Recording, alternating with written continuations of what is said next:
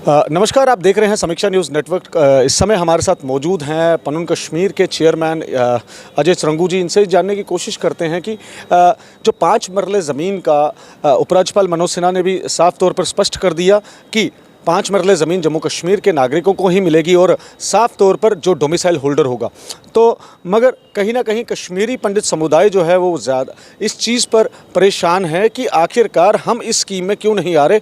इसी सिलसिले में बात करने की कोशिश करते हैं अजय जी से कि सर, पनून कश्मीर का इस चीज़ को लेकर क्या स्टैंड है, क्यों नहीं कश्मीरी पंडित समुदाय को ये 5 मरले ज़मीन वाले स्कीम में लाया जा रहा है। देखिए, ये स्कीम क्या है, इसका जो स्वरूप है उसके बारे में जानकारी बिल्कुल डेप्थ में मेरे को नहीं है, लेकिन मैं कश्मीरी हिंदुओं के बारे में बताऊंगा कि सरकार का जो रवैया है वो हमने आइडेंटिफाई किया है, वो डिनाइल ऑफ जिनोसाइड वाला रवैया है।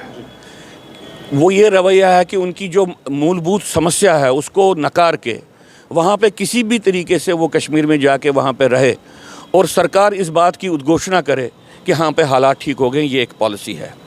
इस पॉलिसी के कारण कश्मीरी हिंदू समाज को बार बार रिलीजियस क्लींजिंग का विक्टिम बनना पड़ता है। इसलिए चूंकि कश्मीरी हिंदू समाज के साथ एक जिनोसाइड हुआ है और उस जिनोसाइड मानने के लिए सरकार तैयार ही नहीं है, उसके कारण सरकार के हर एक स्तर पे एक किस्म का एक अपैथी है, एक किस्म से एक संवेदन शून्यता है सरकार के लेवल पे कश्मीरी हिंदुओं के बारे में। मैं तो समझता हूँ कि कश्मीरी हिंदू समस्याओं के बारे में सबसे ज़्यादा संवेदन शून्य समय ये इस वक्त है। एक संवेदनहीनता की बात है। वहाँ पे लोग उनको मार रहे हैं और वो उद्घोषणा भी कर रहे हैं कि हम क्यों मार रहे हैं। सरकार इसका संज्ञान नहीं ले रही है। उनको एक कॉस्मेटिक अपेंडेज के रूप में इस्तेमाल करके वहाँ पे जो नॉर्मैलिटी नहीं है उस नॉर्मैलिटी की उद्घोषणा करने के लिए इस्तेमाल किया जाए। जो केंद्र है वो तो यही बताने की कोशिश कर रही है कि कश्मीर घाटी जो है वो बिल्कुल सामान्य हालात है, वहाँ पर पीस है, वहाँ पर कोई ऐसी बात नहीं हो रही है, पत्थरबाजी ख़त्म हो गई है, लाल चौक पर तिरंगा झंडा लग रहा है। मगर पिछली सरकारें और अभी की सरकार की बात करूँ तो लगातार कश्मीरी पंडितों को यही कहा जा रहा था कि आपको जो भी नई सरकार आती थी वो यही कहती थी कि आपको जल्द से जल्द हम कश्मीर में आपके रूट्स में भेजेंगे। मगर आज तक कोई भी इस चीज़ में सफलता हासिल नहीं हुई किसी सरकार।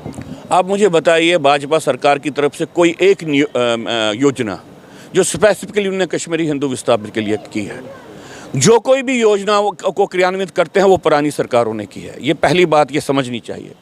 दूसरी बात मैं ये कहना चाहता हूँ कि भाजपा के सरकार में 2014 से 2 बार पूर्ण रूप से रिलीजियस क्लींजिंग वहाँ पे हुई है। कुछ हज़ार के करीब हिंदू वहाँ पे रह रहे हैं।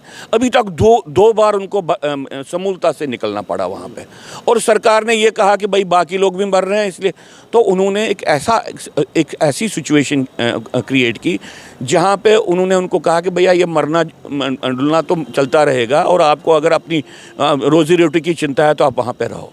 तो एक भयंकर परिस्थिति का निर्माण हुआ है जहाँ पे ये छोटा सा हिंदुओं का ग्रुप जो वहाँ पे रह रहा है वो एक किस्म से इस्लामी तंत्र के होस्टेज है, या भारत सरकार का जो इस्लामी तंत्र के साथ कोई रिलेशनशिप है उसके होस्टेज है। इसलिए मैं समझता हूँ कि आगे जाने वाले समय में भगवान न करे कि कोई घटना घटे, लेकिन हमको बहुत से खदशे हैं कि हालात ख़राब होंगे, हालात सुधरेंगे नहीं, क्योंकि सरकार की पॉलिसी बेसिकली गलत है। आतंकवाद और अलगाववाद की बात आप भी करते हैं, आप भी उसके खिलाफ बोलते हैं हमेशा, उसको कैसे देख रहे हैं अभी के समय में? देखिए, आपके सामने उदाहरण है। अभी पिछले 2-3 दिन में आपने देखा कि हंदवारा में भी अटैक हुआ और आपने देखा राजौरी पुंछ में भी अटैक हुआ। आप देखो कि अक्रॉस एक वायलेंस हो रही है, और इस वायलेंस को लेके आपको मालूम है खास तौर से राजौरी पुंछ में जो हत्याओं का सिलसिला चाहा, जो टेररिस्ट अटैक्स हुए आर्मी के लोगों के या सिविलियंस की, उसको लेके अभी भी सरकार कहीं पे भी ये नहीं कहती है कि हमने उन तत्वों को हमने पकड़ा है या उन लोगों को हमने पकड़ा है जिन्होंने ये काम किया है। वहाँ के डांगरी के तो निवासियों को तो 2 बार प्रेस कॉन्फ्रेंस करनी पड़ी और सरकार से डिमांड करना पड़ा कि आपने क्या किया है। तो जो आतंकवाद है जिसको सरकार खुद बोलती है हाइब्रिड आतंकवाद है, ये इस वक्त अपने तरीके से चल रहा है, नाम बदल के चल रहा है। 2 लोगों को मार के उस समाज के वर्ग को मैसेज देते हैं। सरकार की कंपल्शन को समझ के कि सरकार किसी भी तरीके से मैं ये प्रोजेक्ट करना चाहती है कि नॉर्मल से, इसलिए वो इसका संज्ञान नहीं लेंगे, लेकिन मैसेजेस जो उनको देनी है जिनको वो दे रहे हैं। मैं समझ रहा हूँ कि पिछले 2 महीने में आप अक्रॉस देखोगे, कश्मीर घाटी से लेके वहाँ पे LOC से लेके बराबर जम्मू तक आतंकवाद की घटनाएं, आर्म्स हॉल्स या आप देखेंगे ड्रग हॉल्स, ये सब कुछ काम चल रहा है। तो आखिर में फिर से एक सवाल जो मैंने पहले भी किया था, आप केंद्र सरकार से, जम्मू कश्मीर के उपराज्यपाल से, क्योंकि कश्मीरी पंडित हिंदुओं की बात है, वो भी एक समुदाय है जिसको 1989 और 90 में 5 से 7 लाख के करीब उनको अपने ही देश में विस्थापित होना पड़ा, कश्मीरी पंडितों को।